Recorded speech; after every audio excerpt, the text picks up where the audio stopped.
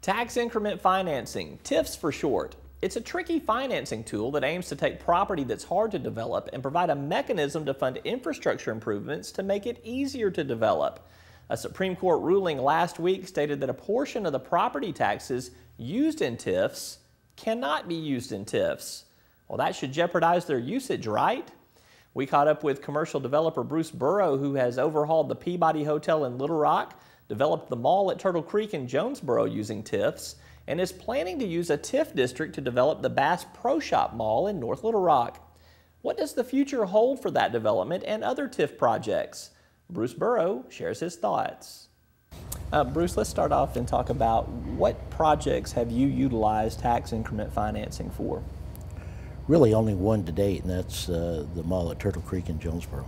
Give me give me the setup of how you utilize a TIF, as it's called, a tax increment financing district. What did you do to set that project up? How did that make that project work? Well, in Jonesboro we have huge drainage issues.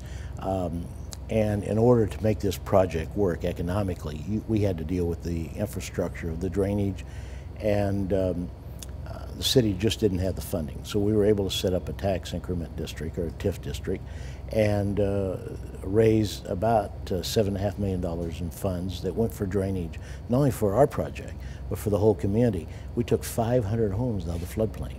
So it was a major thing for both us and the city. And if the city had $1 to spend on drainage, there'd be 100 different areas in the city that needed it.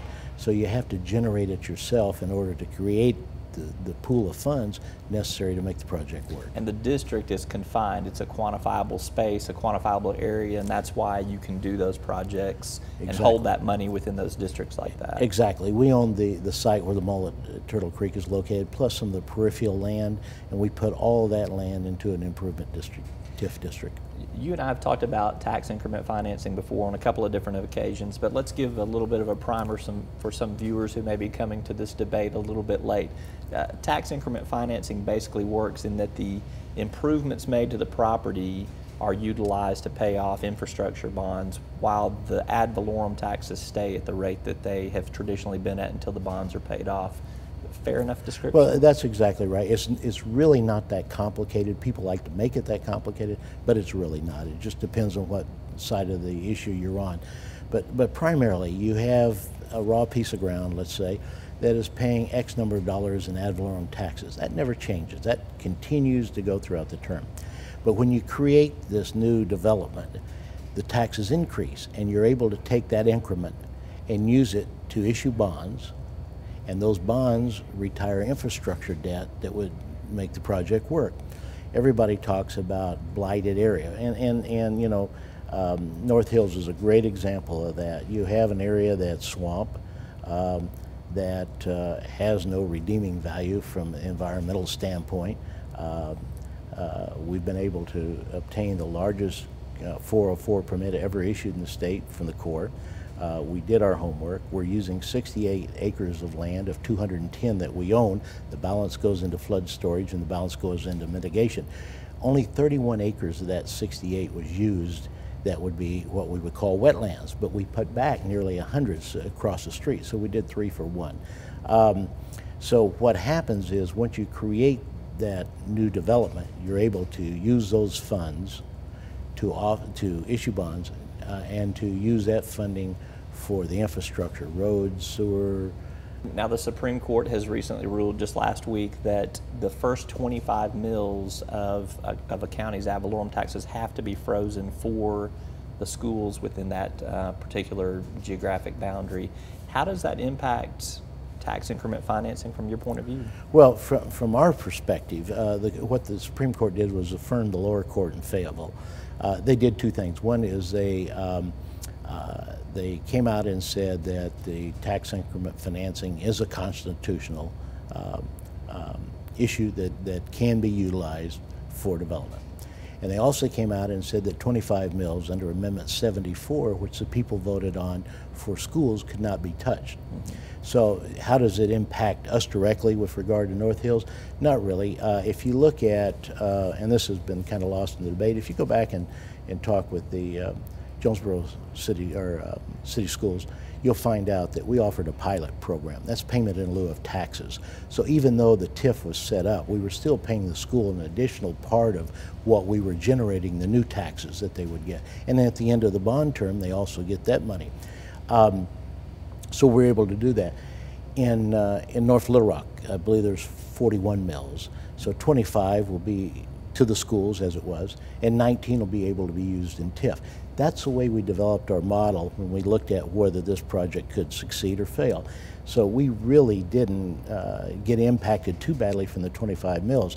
People say, well, if you didn't, why you were going to use that? Absolutely, but we were still going to do the payment in lieu of taxes or pilot program, so we wouldn't have gotten all the money anyway. Why would you not use some other method to finance that infrastructure? Why is there not another mechanism out there that would allow you to do it? No, there's really not. We have an Act 9 bond issue that goes back to the 60s. It prohibits shopping centers. And certain other prohibitions in it. So there's really no mechanism. And you know, Robbie, that's a good point, because this is the first time in the history of this country, the last couple of years, that service sector jobs have outpaced industrial jobs. And we're losing our industrial jobs offshore. And so you're having service sector jobs that are the new created employment bases. In North Hills, we're going to have 850,000 square feet. That's what our entitlements are with the Corps and to develop.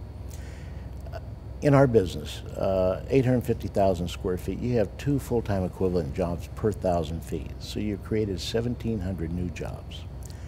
In addition to that, our consultants estimate that the total retail sales from that project are going to be $250 to $300 million. Because I'm sitting here without a calculator, the math is simpler to use 300 million. So the state is going to get 6% of that. That's $18 million a year in new revenue to the state for this project. And what's lost in the debate on the schools is that under the ad valorem basis, you have to spend about $5,800 per student as mandated by the courts. Ad valorem generates maybe $3,000 in the mean average. So how do they get the difference? It's made up by the state, and the state gets their money from 2 principal sources, income tax and sales tax, and that's what these projects do. So the perfect world, if everybody wants to be absolutely perfect, you could raise the ad valorem taxes to cover all your school costs and lower the sales tax, but that doesn't work, and I'll tell you why. It's because ad valorem tax, or real estate tax, is a tax that you have to pay. Sales tax is a discretionary tax. You can decide whether to buy something or not. It's with discretionary income. So there'd be a huge upheaval against that, but that's how you would balance the books if you followed, the letter of the law. Well, and you don't feel sales tax coming out of your pocket as painfully as you do when you pay those real estate taxes. As I say, it's discretionary spending, where real estate taxes is not. And there are people who are both retired and people who are single, and people who do not have children, people who live in rental housing and so forth, that really don't want to pay an additional cost for the school system. A retired couple says, my kids were educated, I've paid for that all my life, I don't want to see my taxes increase. There's a good argument for that. Sure. Let me ask you 2 questions for the record. First question, will this Supreme Court ruling kill the uses of tax increment financing for some developers? For some developers. It really goes back to, we have always championed the cause that tax increment financing should not be done just for any project, that there should be certain parameters that the city should adopt, and developers should come in and meet those parameters. Generally, it's the size of the project, how many jobs it creates, what the sales tax benefits are, what the benefits are of the city. In North Little Rock and Pulaski County, I just mentioned that the state would get $18 million. They're going to pick up $2.5 to $3 million each for those 2 venues. So it's a huge opportunity for these communities. The other issue that you hear is that, well, you have the rich districts, the Pulaski's, the Rogers and Northwest Arkansas and Jonesboro taking money from the Delta schools. That's really not true.